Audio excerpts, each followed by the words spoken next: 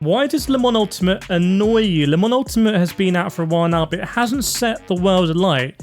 But it does exist in the world of sim racing. It's carved out its space and is competing against iRacing, ACC, Rennsport, even Gran Turismo, Forza. But it hasn't really nailed it. Let's be honest. It's not the sim. No one's, a Le Mans Ultimate, this is the hardcore sim that I play. Let's be realistic about that and truthful. And I'm going to dive into the reasons why that might be. The first thing is it a hardcore sim? Is it an accessible simcade game? Look, we'll get into this in terms of handling. When it comes to presentation, the driver labels, this is something that they added in an update, kind of look very arcadey. I've had a lot of feedback on this. They look arcadey. The presentation of the game, I think, is very good.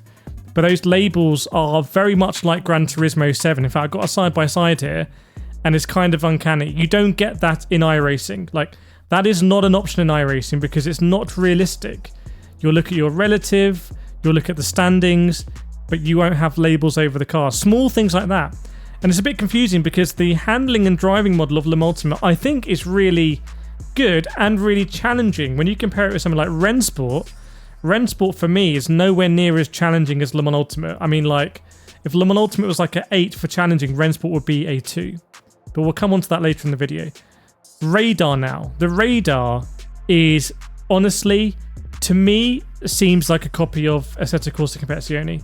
Now, I'm not saying that's a bad thing per se. It's not really my place to be like, oh, is it copied or not? But it's just, it's so similar. They could have added different stuff here. Like, they haven't really added anything different.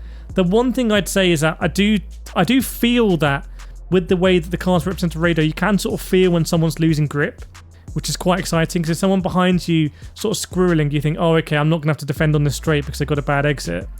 But given that is such a close representation, let's say, to ACC, I'm not sure why it wasn't available at launch. And this comes on to a bigger point here, which is that Le Mans Ultimate, clearly they wanted to release this game before Le Mans in real world. They sponsor, by the way, all of the WEC rounds. Like, it's crazy. The actual World Endurance Championship is sponsored by Le Mans Ultimate. That's potentially a lot of money changing hands. I don't really know. But obviously that pushed it back to an earlier release date to the point they couldn't even release the full game. And they had to release it in early access. And so a lot of features are coming now, like the radar, like the labels, and they're being touted as big features because they're update features, whereas if they come at launch, they would have just been featured in the game. The colours as well are interesting. What you see here is running with no colour profiling. Like, I haven't adjusted this. This is natural footage. And it's very different to iRacing. iRacing has a much more realistic colour palette, I would say, whereas Le Mans Ultimate is quite colourful and therefore comes across again as quite arcadey. And that might just be good game design, I don't know. But when you compare it with iRacing, it's very, very, very different. I think Le Mans Ultimate looks good, but we're going to come on to looks in this video because there's something not quite right with the looks of Le Mans Ultimate, and I really want to know whether you agree or disagree with this. By the way, whether you agree or disagree, please make sure you like and subscribe to the channel if you're new here, because we do this sort of honest takes on sim racing all the time. You won't be disappointed. But Le Mans Ultimate, with the sort of the colour, the presentation, it seems like the game they want it to be is different to the game it is, and I think that's because it's based very heavily off the R Factor 2 platform, which is a very difficult sim to drive. I was doing Formula E esports last year, live on stage, and I was like, whoa, this is really difficult to do. Like, the tyre sensations are difficult, and it's very enjoyable to get your teeth into, but the way they're presenting it is meant to be more accessible, and that's kind of a little bit of a clash. The force feedback is unusual as well, and the other thing that I say is unusual in the handling really is the braking, and it depends on different cars. Some hypercars are more difficult to brake in, like the Cadillac, like the Glickenhaus. Some cars like the BMW, the new BMW that came, is a bit easier to brake in, but still, the braking in Le Mans Ultimate is very, very, very tricky. And whilst I enjoy that, because that's a bit like when I'm going karting, it's not, you don't have it for free. If you just decide to brake late, it isn't like, okay, congratulations, you broken later, you're going to go faster. No, you have to control it. If you slam the brake, you're going to lock it. You have to come back in. When I was doing direct drive karting back in the day, you had to chirp the brake on the rear axle. So Le Mans Ultimate gives me a bit of that, but I just think it's too difficult for a lot of people. It's a difficult sim to drive, and they can't really go back on it and make it easier.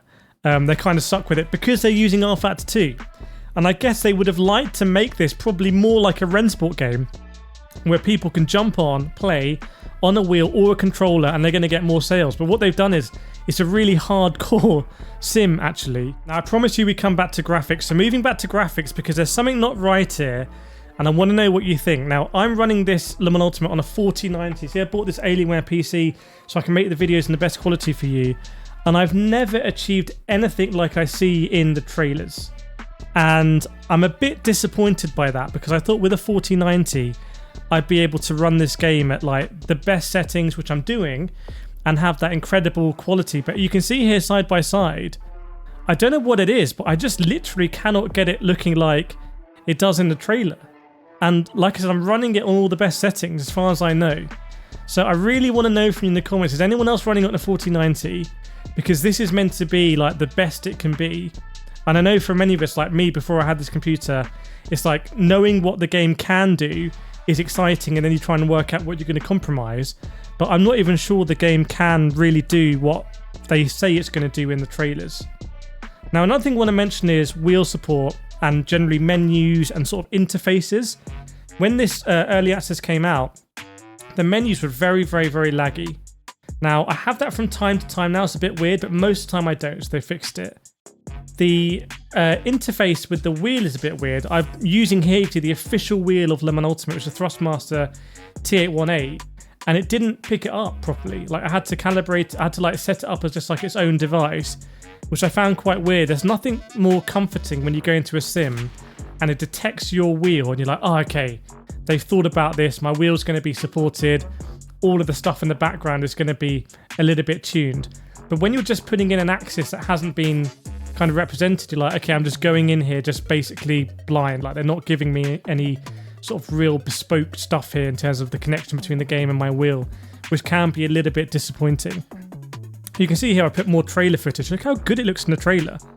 Why can't I get it to look this good in the game? I don't know. But Le Mans Ultimate is a very interesting one because it has the potential. It's come out, it has the potential, and they're about to ask us for more of our money.